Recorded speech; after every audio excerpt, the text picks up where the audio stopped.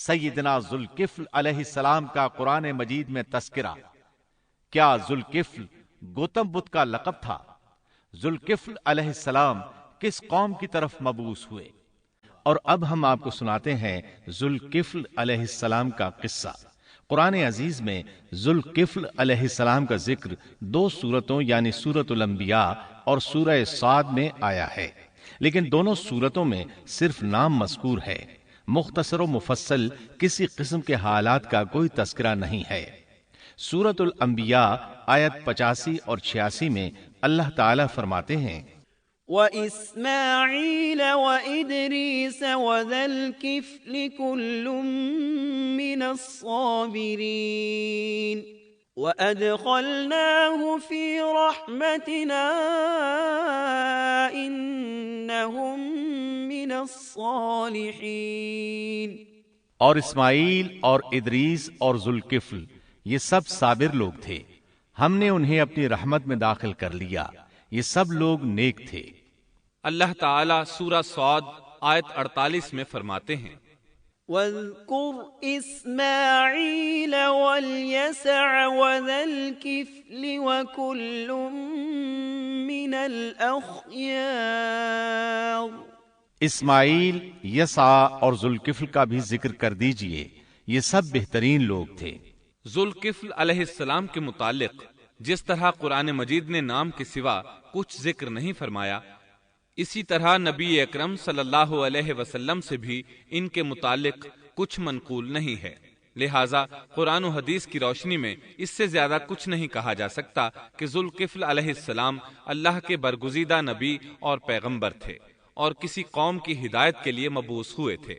قرآن و سنت میں اس سے زیادہ سکوت ہے۔ باقی رہا سیر و تواریخ میں ان کا ذکر، تو کافی تفتیش و جستجو کے بعد بھی ہمیں اس سلسلے میں ایسی ٹھوس معلومات نہیں مل سکیں جن کے ذریعے سے ذوالکفل علیہ السلام کے حالات و واقعات پر مزید روشنی پڑ سکے، چنانچہ تورات بھی خاموش ہے اور اسلامی تاریخ بھی۔ البتہ ابن جریر رحمۃ اللہ علیہ نے مشہور مفسر تابعی مجاہد رحمۃ اللہ علیہ سے ان کے متعلق ایک قصہ نقل کیا ہے۔ اسی طرح امام ابن ابی حاتم نے اسی قصے کے قریب کچھ آثار عبداللہ بن عباس اور ابو موسیٰ اشعری رضی اللہ عنہم سے نقل فرمائے ہیں۔ یہ طویل روایات ہیں۔ ان میں ہے کہ ابن عباس اور ابو موسیٰ اشعری رضی اللہ عنہم فرماتے ہیں کہ ذوالکفل نبی نہیں تھے، بلکہ وہ ایک نیک اور صالح آدمی تھے، لیکن ایک تو یہ روایات سند کے اعتبار سے ضعیف ہیں، دوسرا یہ کہ ابن عباس اور ابو موسیٰ رضی اللہ عنہم جیسے جلیل القدر صحابہ اور مجاہد رحمۃ اللہ علیہ جیسے عظیم تابعی سے یہ ناممکن ہے کہ وہ ذوالکفل علیہ السلام کے متعلق یہ فرمائیں کہ وہ نبی نہیں بلکہ ایک نیک مرد تھے۔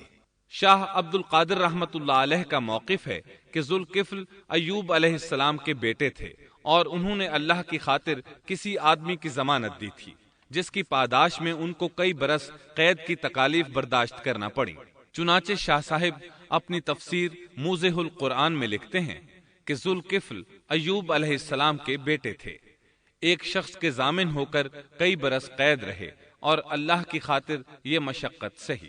موجودہ دور کے بعض مفسرین کا خیال ہے کہ ذوالکفل حزقیل علیہ السلام کا لقب ہے۔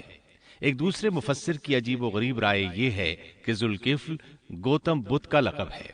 کیونکہ اس کے دارالسلطنت کا نام کپل تھا،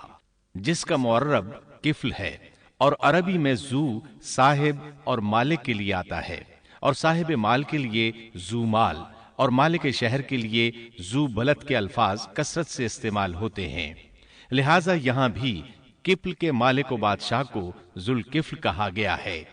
اس مفسر نے یہ بھی دعویٰ کیا ہے کہ گوتم بدھ کی اصل تعلیم توحید اور حقیقی اسلام ہی کی تعلیم تھی، مگر اس کی موجودہ صورت دوسرے ادیان کی طرح محرف اور مسخ شدہ ہے،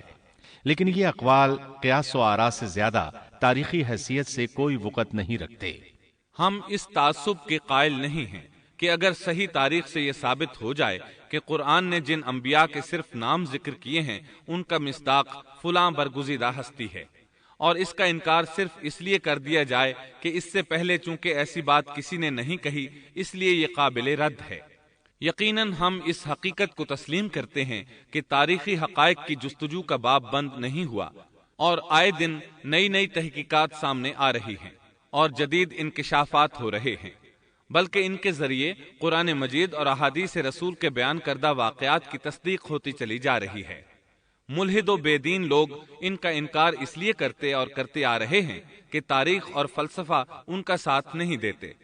لیکن اگر قرآن کریم کی بیان کردہ کسی ہستی کے متعلق مزید انکشافات روشنی میں آئیں تو ہمارے لیے انکار کا باعث نہیں بلکہ مخالفین پر مزید حجت اور دلیل ہیں۔ لیکن اس حقیقت کے اقرار کے باوجود اس سے یہ بھی لازم نہیں آتا کہ کسی واقعے کے متعلق کوئی شخص اگر محض اپنے وہم و گمان اور قیاس و انداز سے بے دلیل کوئی بات کر دے تو ضرور اس کو مان لیا جائے۔ چنانچہ ذوالکفل علیہ السلام کو گوتم بدھ قرار دینا ابھی تک اس سے زیادہ کوئی حیثیت نہیں رکھتا۔ ہمارے لیے دنیا کے مختلف گوشوں میں اللہ کے فرستادہ نبیوں پر ایمان لانے کے لیے قرآن کی وہ تینوں دفعات کافی ہیں جو دین اسلام کا امتیازی وصف ہیں۔ سورۃ الفاتر آیت 24 میں اللہ تعالیٰ فرماتے ہیں، وَإِن مِّنْ أُمَّةٍ إِلَّا خَلَا فِيهَا نَذِيرٌ، اور کوئی امت ایسی نہیں ہوئی جس میں کوئی ڈر سنانے والا نہ گزرا ہو۔ سورۃ المومن آیت 78 میں اللہ تعالیٰ فرماتے ہیں، مِّنْهُم مَّن قَصَصْنَا عَلَيْكَ وَمِنْهُم مَّن لَّمْ نَقْصُصْ عَلَيْكَ، بعض انبیاء کے واقعات ہم آپ کو بیان کر چکے ہیں اور ان میں سے بعض کے قصے تو ہم نے آپ کو بیان ہی نہیں کیے۔ سورۃ البقرہ آیت 136 میں اللہ تعالیٰ فرماتے ہیں، لا نفرق بین احد من رسله، ہم رسولوں میں سے کسی کے درمیان فرق نہیں کرتے۔ اس لیے ایک مومن کا یہ عقیدہ ہونا چاہیے کہ ہم اللہ کے انبیاء میں سے کسی نبی کے درمیان کوئی فرق نہیں کرتے، یعنی تمام انبیاء پر ایمان لاتے ہیں۔ اس صاف اور واضح عقیدے کے بعد اگر ہمارے سامنے کسی ملک اور کسی خطے کے انبیاء اور رسول کے واقعات نہیں بھی آئے تو اس کے اسباب و وجوہات اور ہیں، لیکن جہاں تک ان پر ایمان لانے کا تعلق ہے وہ اختصار سے بھی کافی ہے، اور ان کی تفصیلات سے آگاہی ہماری رشد و ہدایت کے مقاصد یعنی اللہ پر ایمان اور نیک اعمال کے لیے ضروری نہیں ہے، خصوصاً جبکہ اللہ تعالیٰ نے ہم پر یہ حقیقت بھی قرآن مجید میں واضح کر دی ہے کہ نبی اکرم صلی اللہ علیہ وسلم خاتم النبیین ہیں اور تمام سچے ادیان کی صحیح اور حقیقی تعلیم کی تصدیق کر کے ان کو بلند درجات کے درجہ کمال تک پہنچانے والے ہیں، جیسا کہ سورۃ المائدہ آیت 3 میں اللہ تعالیٰ فرماتے ہیں،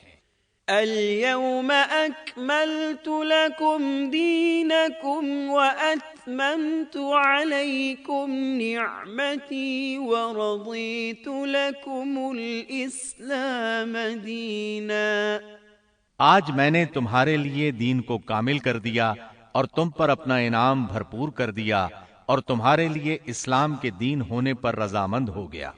خلاصہ کلام یہ کہ ہمیں یہ تسلیم ہے کہ ہندوستان میں بھی اللہ کے سچے نبی اور پیغمبر مبعوث ہوئے، بلکہ سیرت نگاروں کی روایات کے مطابق ابو البشر آدم علیہ السلام اسی ہندوستان کے کسی گوشے میں اتارے گئے،